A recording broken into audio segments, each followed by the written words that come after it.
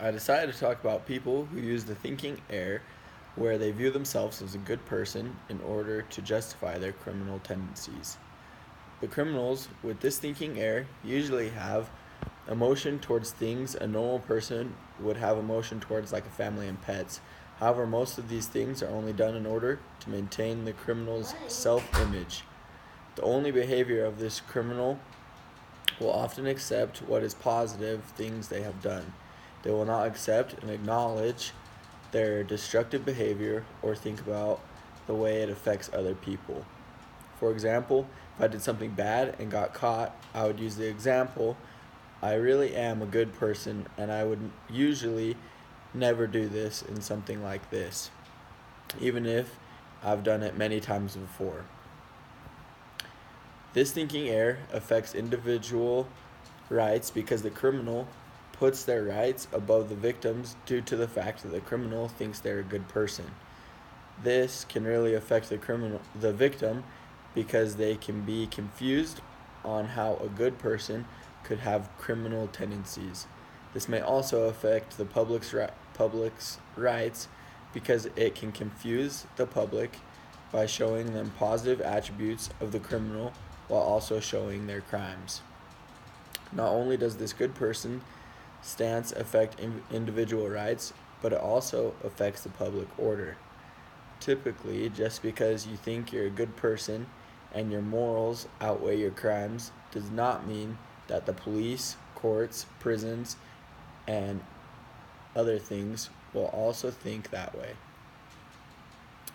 The example that I will use is the kidnapping of Elizabeth Smart. This kidnapping happened on June 5th, 2002.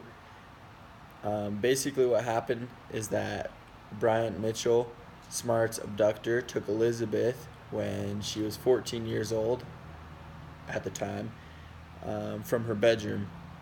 Her little sister saw this happen and was too scared to say anything for at least 2 hours.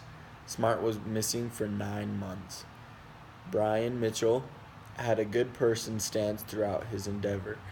He claimed that he was an angel and that Davidine God, whose sole pose was to emerge every 7 years and was killed by a mob and then rise up again to kill them as an antichrist. Mitchell had delusions that he was a good person and angel. In fact, he was doing this all for a higher purpose. This thinking took away Smart's rights. I think that the main thing that affected Mitchell's thinking was his cultural viewpoints. He was raised in the LDS church, and throughout his life, those beliefs became much more extreme. It got to the point where he actually believed he was the prophet of God. You have to try to think about how Mitchell could have thought this way as he pushed to be a criminal. My best guess is that he had already had some criminal tendencies, and the way he was raised fed on those tendencies that make him the way he was in the end. When he was young, his father would show him explicit photos to teach him about sex. As I have said before, I think that because of the way he was raised, strongly LDS, he had problems with accepting the bad things he was doing. In conclusion, the good person stance has very big effects on individual rights and the victim, public, and the offender. Not only this, but it can also have bad effects with the public order.